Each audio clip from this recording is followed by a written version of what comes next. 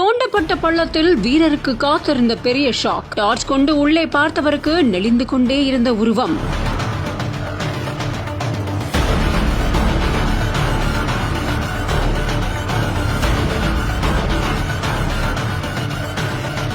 தீயணைப்புத்துறையினர் விரைந்து வந்து செய்த செயல் என்ன?